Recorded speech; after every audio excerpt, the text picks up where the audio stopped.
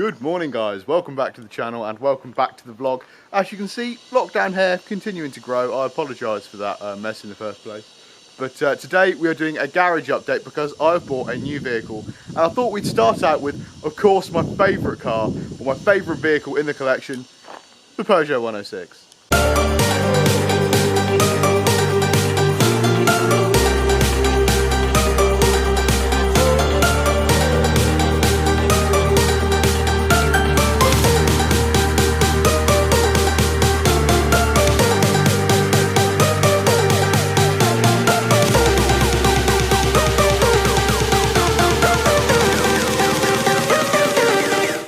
Any of you long-term subscribers out there will remember me buying this car over 6 months ago for £100 off a friend who was going to scrap it because it was filling with water.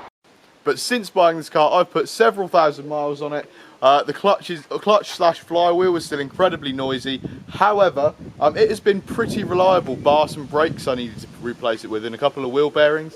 So I've spent like £400 on maintenance, £500 on maintenance. But that's including things like my tax and that. So this car is incredibly cheap to run. £200 a year to insure as third party only, not even fire and theft. Don't need that because no one's going to bother stealing it. And yeah, it's just been absolutely perfect considering this car's cost me so little to run. Additionally, weight distribution is super low. It gets 60 horsepower out of its 1.1 litre naturally aspirated engine.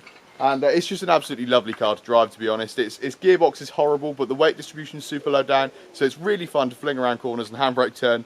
And it's just a sick little car, really, to get back to and from working. It is a perfect car for me. This is the first car in the garage, and of course, we need to hear a cold start of that massive 1.1 litre engine to truly appreciate the mechanical excellence that is the Peugeot 106.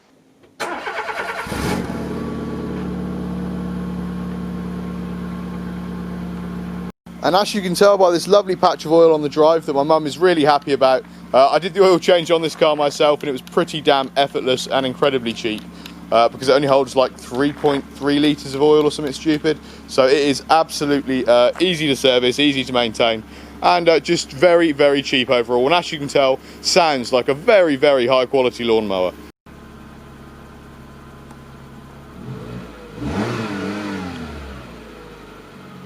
Oh yeah, one recent upgrade, these really cool dust caps that look absolutely amazing. Yip, yip, yip, yip, yip.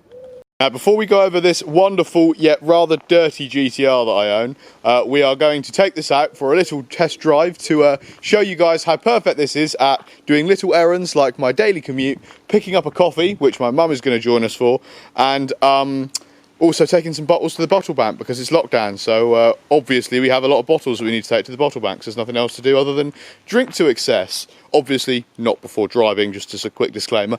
But yeah, so let's run some quick errands in this car before we go over my heavily modified Godzilla over there. One other totally necessary mod was my in-car sat-nav dash cam thingy that I've actually just glued a mobile phone to my dash there with it's got a broken SIM card tray, so I just tether it to my phone and use it for maps and music, although the speakers on it are horrendous, so to be honest it was a pretty poor modification in my opinion. And the phone's only worth like 30 quid, so well worth doing.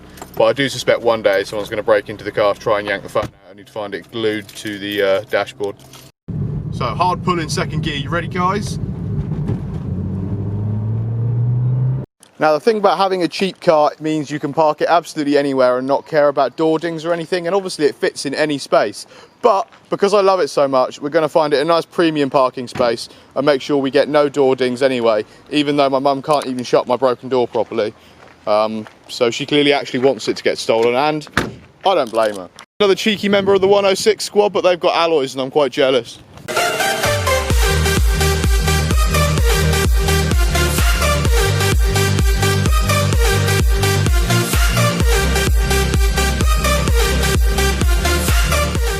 So as you've seen, the 106 is a dream daily for someone who has like a 2 to 3 mile commute like me. Really cheap to run, really cheap to put fuel in it, really cheap to insure, and actually it's quite a fun little drive that can get up to 70 miles an hour if you need it to, and I have actually commuted to London in this before. So yeah, it's actually a really good little car, and I actually can't believe I've had it 6 months and only paid 100 quid for it, because that's like practically free, right? Now, I haven't really done a video on this since I've collected it, because I just haven't really got round to it. I really want to do a reaction video of what people think of this car with 700 horsepower, nearly, because it is just an absolutely different animal. It is so loud, it is so fast, and it is basically what all of my money goes into.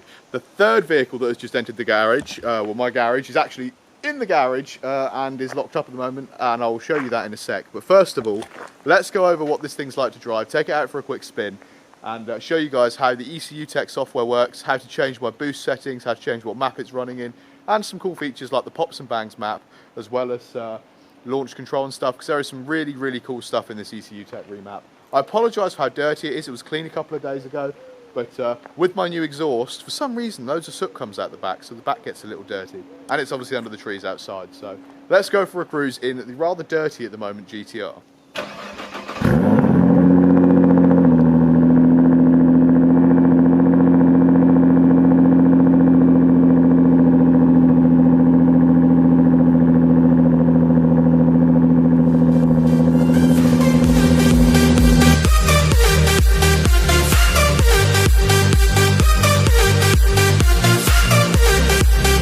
So in case you didn't catch my last video, the GTR is basically now running Litchfield stage 4.25. It is running the titanium catback off of a 2018 GTR with downpipes, a wide pipe, so full exhaust system from turbo back, air intakes, and a lovely ECU remap for increased fueling, making this thing almost 700 horsepower, which is absolutely ridiculous. We're talking low 10s, hopefully in the quarter mile, which we'll find out about later this year. But it's got loads of really cool features.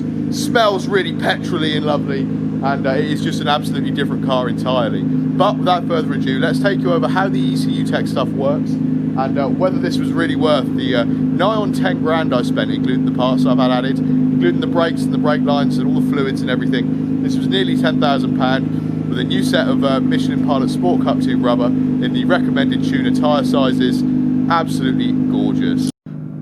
So, hopping in the car, we actually have my multifunction display here, which shows me all my things like my temperatures and my pressures. So, to adjust these, I have to hold down the cancel button on the steering wheel, and then my tachometer, as you can see, goes into map select mode. Now, in map select mode, I can actually pick which map I want to pick with the steering wheel cruise control buttons up and down here.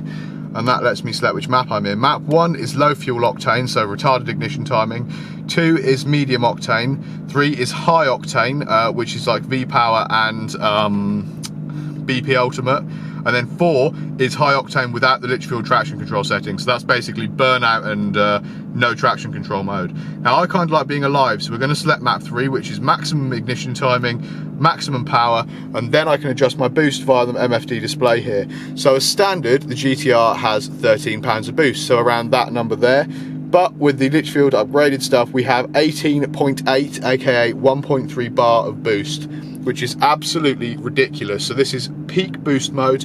I still have the adjustable dampers down here, and I still have the adjustable shifts, but basically I like running it like this because the UK roads are horrible, so you need comfort mode. And the traction control button now actually doesn't do anything despite lighting up, because obviously the traction control settings are done within the ECU Tech selecting what map I want to do. So map 3, we're running traction control, fast shifts, comfortable suspension, and as you can see up there, peak boost. So let's take this thing for a ride and see what you guys think. One thing I absolutely love about the car now is the turbo noises, but listen to this. It sounds absolutely amazing.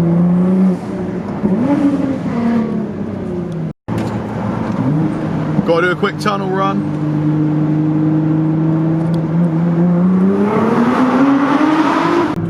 Down a little bit in speed, so here we go. This is sort of 15 to 60. Ready?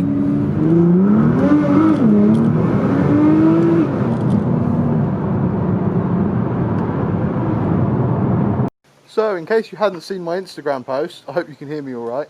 I decided to go for a full Done Easy racing suit and Alpine Stars boots and gloves, a nice showy NXR lid to keep my head protected, but my new vehicle is in fact a Kawasaki. Now, I'm only 23, so I can't go for an unrestricted licence yet in England because I can't do progressive access, or I'm too old to start riding as progressive access. But I'm not 24 yet, so I can't have unrestricted access. So, here in England, I'm stuck at the moment with my learner's permit, hence the L plates, on a Kawasaki Ninja 125. Now, this is a single pot, 4-stroke motorcycle. It produces exactly 14.7 horsepower, which is the legal limit for a learner here in England. And yeah, it's top speed of 73, I can confirm.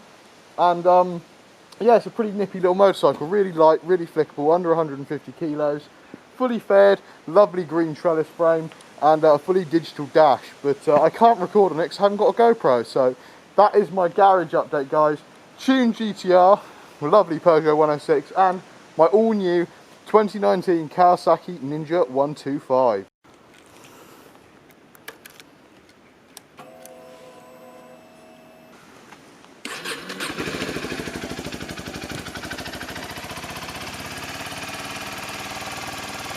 Oh, now you've got quarantine hair and helmet hair all in one. Anyway, guys, I've just had a ride on it. I did like 50 odd miles. It was quite good fun, except for my hips hurt where I'm fat. But it is now chained up and locked away, and I hope you guys have enjoyed this sort of insight into my current garage and what's in it. The 106, the GTR, and of course, now new to the garage, the Kawasaki Ninja 125. Now, I need to rest up because my hips are hurting, so I'm going to chill for the rest of the day. But I hope you like this little insight as to what these cars are like. I mean, 95+% of the horsepower are sat in this one, but the remainder of it is still pretty special, and I still enjoy driving that and riding the 125. So I hope you guys have enjoyed this little insight into what the GTR is like tuned, as well as my new motorcycle, and I will see you guys in the next one. Peace.